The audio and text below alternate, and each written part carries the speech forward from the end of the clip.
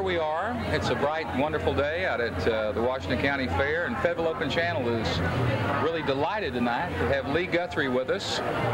He popped in. We've got a celebrity here. You're Arlo Guthrie's cousin, is that right? Right. Arlo, Woody, and Jack Guthrie. What brought you here at the fair? Oh, come down here. A friend of mine's got a booth over here, Mr. Charlie Williams, and he's my steel player, lead player, and my road manager.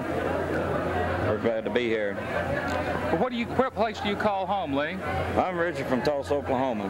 Are you? My home's in Tulsa, but been on the road for the last 3 months, and so far the road's been my home for the last 3 months. And you just got in from Nashville, is that right? Right. We was down, went down Memphis here a couple weeks ago and did a benefit down at Jerry Lee Lewis Club, and then had to go on down to Nashville and take care of some business and came on back. We've been up here about a week and a half now. So I guess you got started in country music because of the family, right?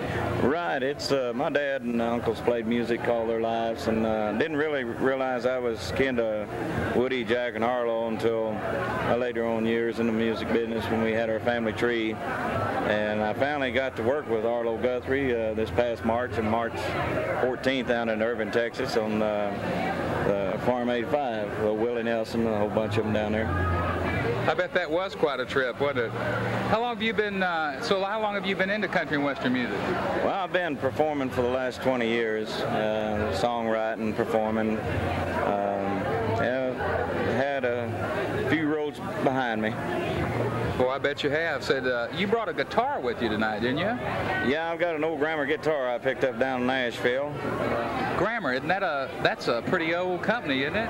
Yeah, Billy Grammar, the Grand Ole Opry star, made these guitars, and this is a 1956 model.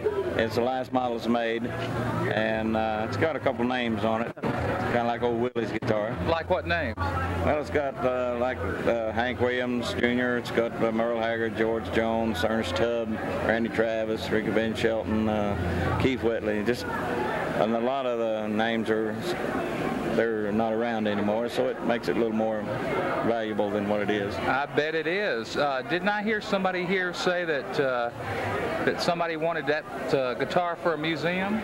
Right. Mary Reeves down at Jim Reeves' widow's got the Jim Reeves Museum, and she said if I ever retire it, that they would like to put it in the Jim Reeves Museum.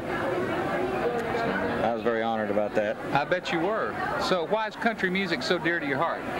Well, I was raised with country music, and born and raised. I guess it just kind of bred into your soul when you're related to the country music and the industry, the people that's in it.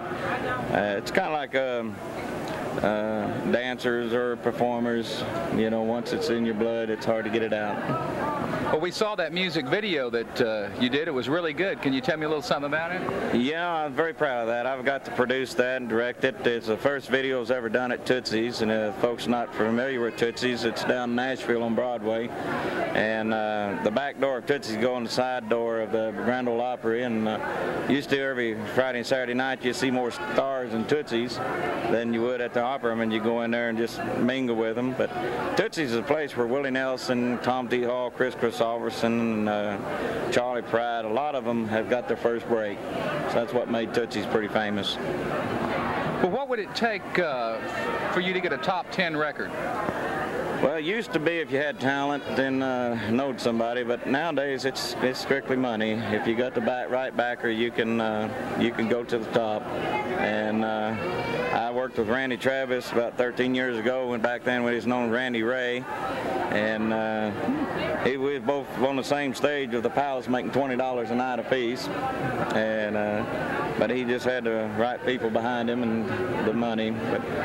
But I was on, I gotta tell this, I was on You Could Be a Star, and at the same time they turned Randy Travis down, so, but he's made it and I'm still trying, but you just never know in this business. They turned him down, and you know, and I was the only one that ever got the contract handed to you when I did the video on the audition, so I feel very lucky about that. But it's still a long old road, but it's strictly if you can find the right backer that'll believe in you, finance you, you can make it then. So would you say that your goal for life would be to cut yourself a record and get out there in the charts? And well, that's true. My goal is to get me a couple gold hanging on the wall fall, get a big old eagle, and head down the road with a nice, good band, you know, and just see the country and meet folks all over the country. That's one of my dreams. What about your material? Where do you get it? Do you play other people's music, or do you write your own? Or? Well, I write mostly everything I record. I've got, like I said, a couple albums out, and I wrote all the songs on my first one. I wrote 4 on the second, but my third one, we're hoping to do an old song, that revival. It's a Guthrie song. Jack and Woody Guthrie wrote it. It's been hadn't been out in over 20 years, and that's Oklahoma Hills. And I talked to Arlo Guthrie about it, got permission to do it. If we can get the backer on it, we're gonna do the video in Guthrie, Oklahoma. The song is written by Woody and Jack Guthrie, and we're trying to get Arlo as a special guest in it. Of course, my name's Lee Guthrie, so everything be related to the song Oklahoma Hills and Guthrie, Oklahoma. So how devoted are you to your fans? I'll tell you what, a lot of artists forget that the fans are the ones put them there, and I would never do that, because without the fans, you're nobody. And I love every one of them. I love to go out and meet them, shake their hands when I'm performing, and just get right out and just really meet them one-on-one, and it's really refreshing that people does like you and appreciate what you do. Well, that's important. You know, everybody in a political position, you know, they get out there and they hug the babies and shake hands with everybody. And well, that's true, but usually a good country artist that's real devoted in their career, they don't, most of them will do it just when the camera's on them, but a good country artist, they love their audience and their fans, and they'll stick with them as long as the audience will stick with them. Well, Lee, what inspires you to write your music? Well, it takes a lot of different things. For instance, the night I met Hank, that's a true story. I was working at Tootsie's one night, and I felt old Hank himself came in and seen me and gave me the inspiration to write the song. A lot of people don't believe in ghosts, but I think the spirit of Hank Williams came by, and if they've seen the video, then they'll have to agree with me. Well, sure, a lot of people out there believe in inspiration, and a lot of times we're inspired in different ways, and hey, I don't think this is the end. I think we're going to go on. Well, that's true. You know, I get a lot of inspiration from other folks that things happen to them, and you know, you just don't write about yourself. You write about what's happened to other folks around you. Just about anything you look around, there's something to write about. Well, have you had any contacts with any labels or any music companies? Or? Well, we went down and seen RCA, and a friend of mine, Buzz Stone, down there, and he just come right out and said, Lee, said, we can put you on top if you got the bucks. He said, that's the bottom line. I said, you got the backer, you can make it. Well, there have been other stories, haven't there? I mean, not everybody's had to make it with money. Elvis didn't. Elvis certainly didn't have it. And do you know any stories of anybody that's gotten there without having to, you know, just because of their good talent rather than their money? Well, they used to go for your talent and your ability to write. And but nowadays it's such a big business, and they don't have to put out the money no more, because most artists have got the money behind them to shoot them up there.